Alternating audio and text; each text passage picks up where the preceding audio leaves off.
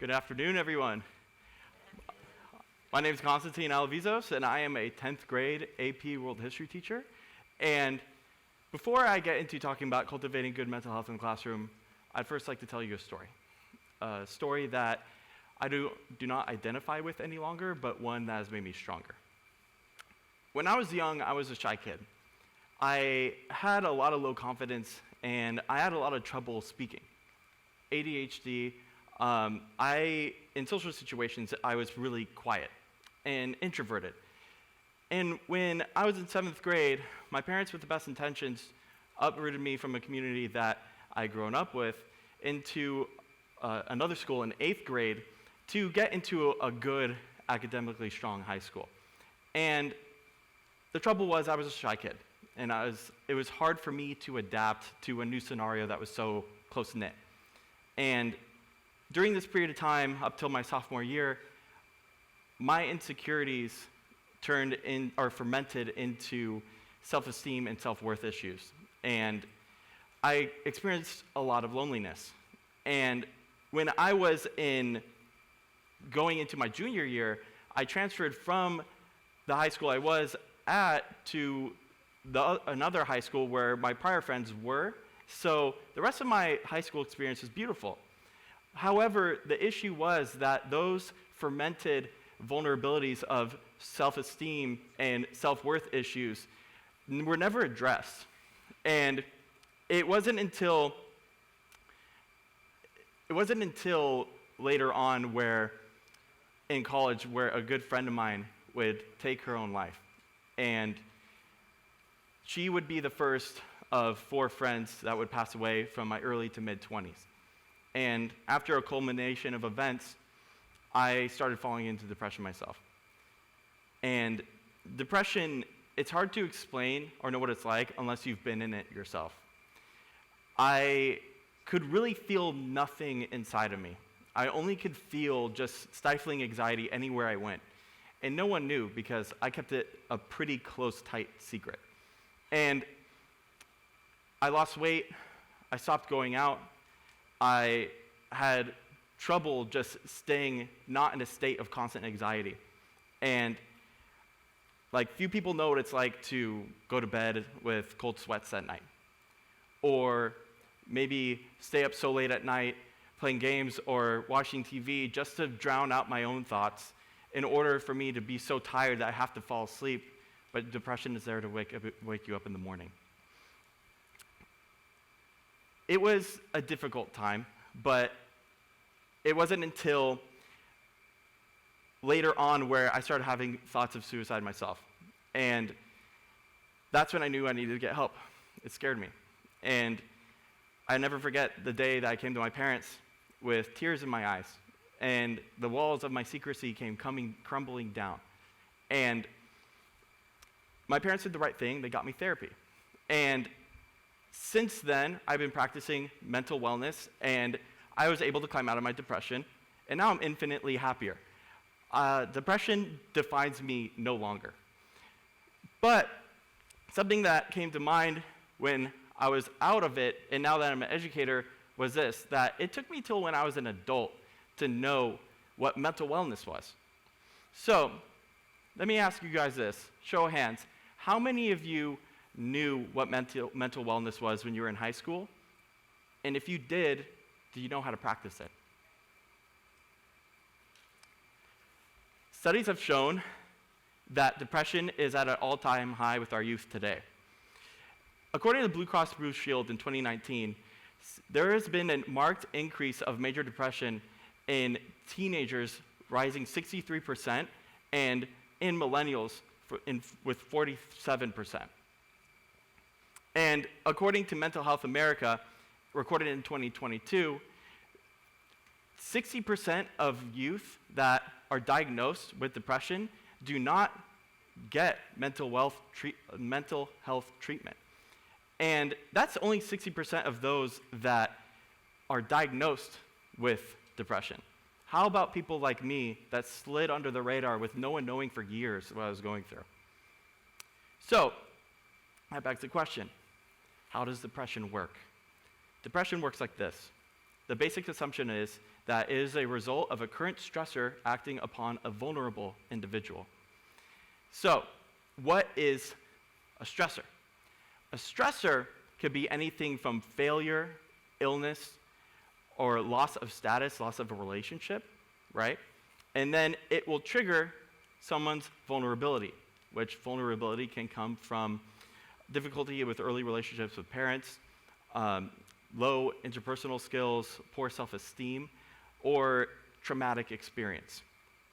And then once that's triggered, typically, if unchecked, a person will create a false narrative about the situation to explain the pain that they are experiencing. So, these are things like, I'm not good enough, or I'm not smart enough, no one loves me, etc. So, for example, let's take a student with poor self-esteem, and that student fails a test. The failed test is the stressor, and the vulnerability is the low self-esteem in the student. So, to explain the pain, the student might think, well, I failed this test, and I've also failed that test, and I also failed this test. I must not be very smart. It's an absolute that is a false narrative. And the problem is, if unchecked, we start to live by those false narratives. And if we let those false narratives dictate our reality, we fall into depression. So, what does neuroscience have to say about depression? Studies have shown that after enough depression, the brain actually loses resilience. So good things don't really have the same effect that they used to. The brain actually loses some of the ability to produce dopamine, which is a feel-good chemical in our pleasure system. And in severe cases, it has been noted that through some events of major depression, the hippocampus, the central processor of emotional messages in the brain, could be reduced up to 20%. The brain literally shrinks or loses mass. But on the other side of the coin, studies have also shown that we can actually change and repair our brains through mental repetition. And this is the idea of the plastic or changeable brain, that the brain actually physically changes to life experience. So, to prove this point, there was a study in Harvard done by Dr. Alvaro Pascal Leone called the piano experiment. And what he did is he gathered a group of volunteers, and he had them practice a simple one-handed piano exercise for 2 hours a day for 5 days. And he traced the brain activity, and he noticed that there was noticeable brain growth in the areas of the brain controlling the fingers and the areas of the brain controlling the memory. So, what he did after that is he split that group into 3. The first group continued the practice, same exercise. The second group was asked to stop completely, and the third group was asked to practice, but only with your hand still. Don't touch the piano, only practice it in your mind. The study showed that the third group that practiced mentally had almost the exact same brain changes as the one that actually physically practiced. So what does that mean for us? So what that means is that through mental repetition, we can actually learn a new skill or grow areas in the brain to learn something, right? And keep it into practice. With that being said, what if I told you this? That mental wellness is a skill. Just like anything that is practiced in the mind, or any skill that you learn, with repetition, you can actually learn it. And by practicing mental wellness like this, you're actually able to physically change the brain to be able to make positive behaviors and positive emotions easier to experience. So, in my classroom, I practice 2 suggestions, right? These are not a cure for depression, but they do help erode the process of false narratives. The first one is a self-worth workshop and building self-esteem. So, what is self-worth? Self-worth identifies the immense value and potential that every person has. And typically those that commit suicide there's a common denominator of low self-worth. And what we want people to practice is unconditional self-worth, which is the unconditional feeling of that you can succeed at something. You can believe in yourself, right? Whereas many people, especially youth, will base their self-worth off of very conditional factors. These can be things like Instagram followers or maybe materialistic things. So, the first piece of advice that I received in building self-worth was this. My therapist would teach me that every time I thought something negatively about myself, that I need to think one thought greater against that false narrative.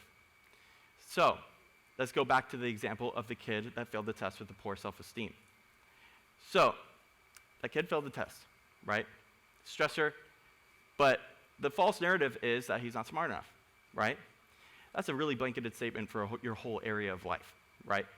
So, if you look at the truth of the situation, it was one test. And that student might have passed the test before it, or might have had A's in a bunch of other classes, right? Yeah, that student could probably think, I failed that one test, but you know what? I didn't fail every test. I'll get it next time. So, how do you practice something like this?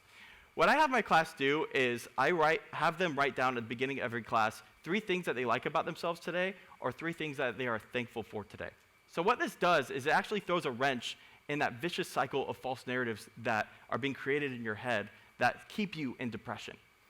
And what it does is it erodes that grip it has on you, and you are able to start feeling positive emotions more easily because you start to see life in a lens of gratitude, right? Or maybe in a lens that, I'm doing pretty well today. And by doing this every day, you actually get to practice it every day, and it's unknowingly to you that your brain might be actually growing to this process. So, second suggestion is building self-esteem. So, the biggest myth of self-esteem is that it can come before accomplishment. So, let's get a kid that might be trying to achieve something, right? You keep gassing them up. You're going to do great. We believe in you. Everything's awesome, right? That student keeps on failing and failing and failing, right? So, the problem is that kid's not going to listen to those words anymore. They see what that student sees as a result, right? And this could be in anything in life. So, self-esteem likes evidence, right? So, how do you build self-esteem well? Studies have shown that first building self-control is the way that you build self-esteem. It's a better indicator of success than trying to build self-esteem first. So, this brings me to the second piece of advice that I've ever received from another therapist. And what he taught me was this, that in our day-to-day life, we are the authors of our own reality. We are able to see life in either a positive lens or a negative lens. And depending on how we perceive every situation, we can stay in negativity or we can move into positivity. So, let's take, for example, something in life like the agenda, right? You write down your homework assignments, or if you're at work, you write down what you have to do for work, right? And what I have my students do is this. I have them write down every homework assignment that they have, right? And then I will go and check to see if they've completed it. And the way that they mark that they complete it is just by checking it off, right? Pretty simple. But what this does is that when you check off those assignments that you have to do, or those goals that you set for yourself, which I call the daily goals of the week, right? You actually see that all this work that you had before, you start accomplishing it one by one, day by day. Soon, you start to see the agenda as not something that is a burden or all this work that you have to do, but now you're starting to change the reality of how you see the agenda. Now, it's a book of accomplishment. the amount that you complete will far outweigh all the homework that you write down in that agenda, for example, right? And I also tell them to include plans for themselves. Life is not all about work. And we need to have something to look forward to in our day-to-day life. So now, when you open up that agenda again, you get to see that you have fun plans to look forward to. Something that got me through my depression is that every day was a burden. It was hard to wake up and stay out of anxiety. So every day I would have something to look forward to. Either whatever I was eating for lunch, that was my favorite, or maybe even later where I was going to hang out with my friends. It really helped me stay grounded and see my day-to-day process in a positive light, which would, over time, change my perception of my life. So what I'll close with is this, that depression is a monster. It's a dark pit, and it's hard to come out of.